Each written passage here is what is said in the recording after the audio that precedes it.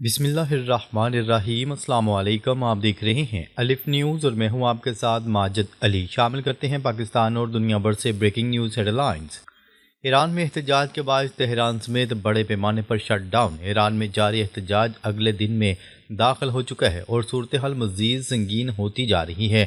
Tehran صوبے میں سرکاری و نجی دفاتر، اسکول، کالجز اور یونیورسٹیاں بند کر دی گئی ہیں۔ حکومت کا موقف ہے کہ یہ فیصلے شدید سردی اور بجلی کے بحران کے باعث کیے گئے ہیں، تاہم عوام اور مبصرین کے مطابق اصل وجہ بڑھتا ہوا احتجاج ہے۔ ماضی میں بھی سردی پڑتی رہی مگر اس نوعیت کا مکمل شٹ ڈاؤن پہلے کم ہی دیکھا گیا ہے۔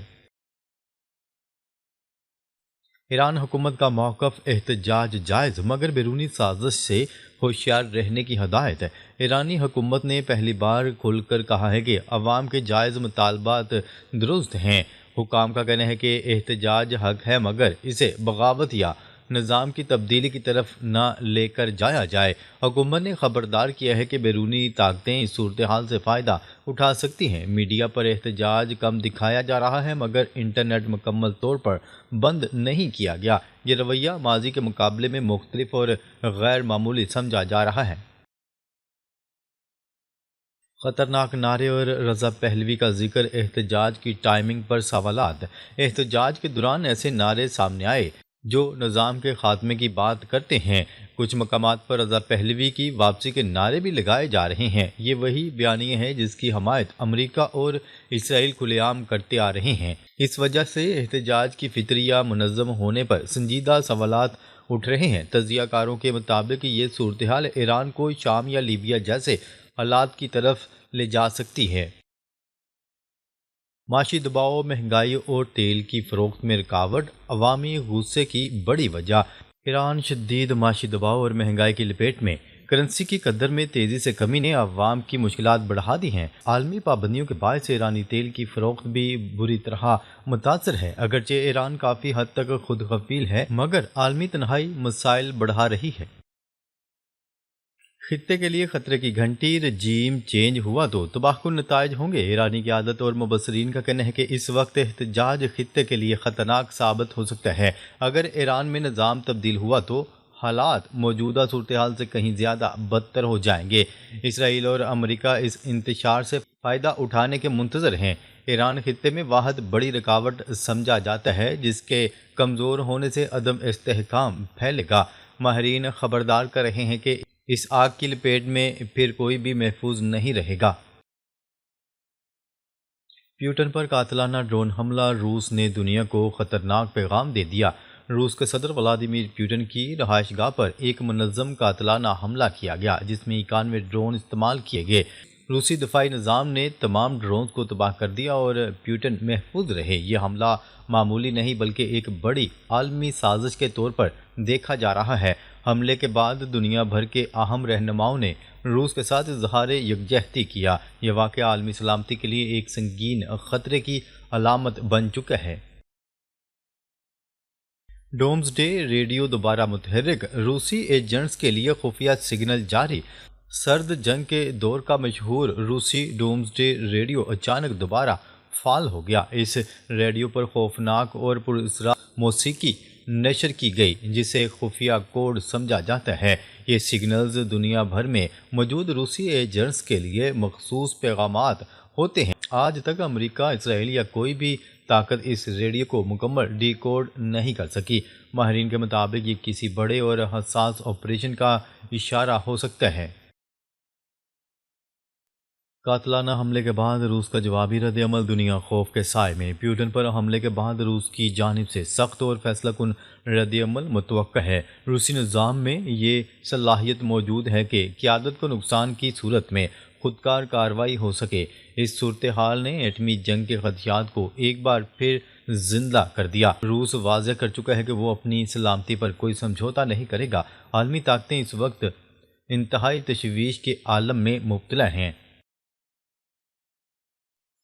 یوکرین، یورپ اور امریکہ دباؤ میں، خفیہ پیغامات ڈی کوڈ کرنے کی کوششیں۔ اگرچہ یوکرین نے حملے کی تردید کی ہے مگر عالمی سطح پر سوالات بڑھ رہے ہیں۔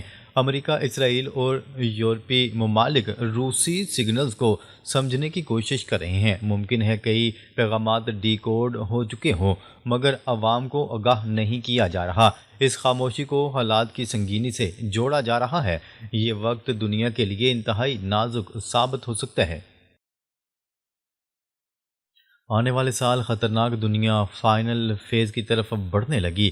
مسلسل جنگیں، حملے اور خفیہ سگنلز دنیا کو ایک نئے دور میں داخل کر رہی ہیں۔ 2025، 26 اور اس کے بعد کے سال غیر معمولی بحرانوں کی نشاندہی کر رہے ہیں۔ عوام ذہنی دباؤ، خوف اور غیر یقینی کی صورتحال کا شکار ہو چکی ہیں۔ طاقتور ممالک کھلے عام نہیں مگر عملی طور پر جنگی تیاریوں میں مصروف ہیں۔ ماہرین کے مطابق دنیا ایک فیصلہ کن موڑ کے قریب پہنچ چکی ہے۔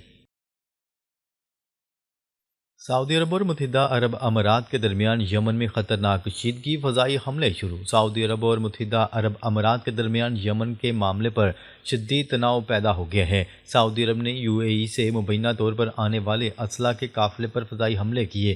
ریاض کا دعویٰ ہے کہ یہ اسلحہ یمن کی علیحدگی پسند ایس ٹی سی کو فراہم کیا جا رہا تھا۔ ان حملوں میں بختر بند گاڑیوں کو نشانہ بنایا گیا۔ کشیدگی خطے کے امن کے لیے سنجیدہ خطرہ بنتی جا رہی ہے۔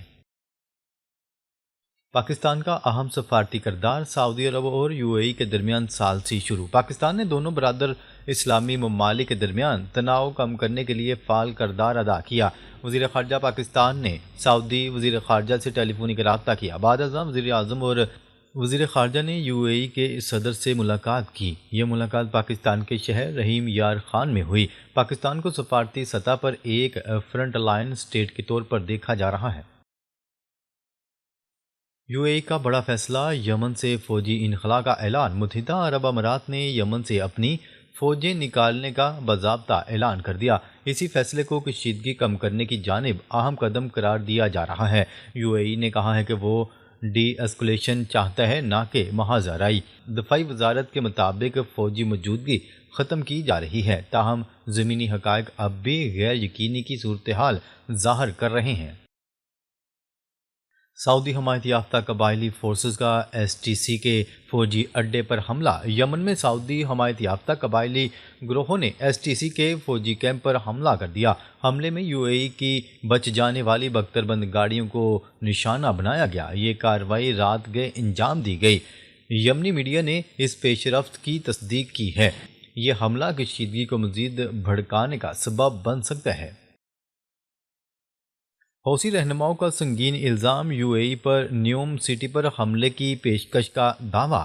حوثی رہنما نے دعویٰ کیا ہے کہ یو اے ای نے نیوم سٹی پر حملے کی پیشکش کی تھی۔ اس کے بدلے مالی معاونت دینے کا وعدہ کیا گیا تھا۔ حوثیوں کے مطابق انہوں نے یہ پیشکش مسترد کر دی۔ بین الاقوامی ذرائع اس دعوے کی تصدیق نہیں کر سکے۔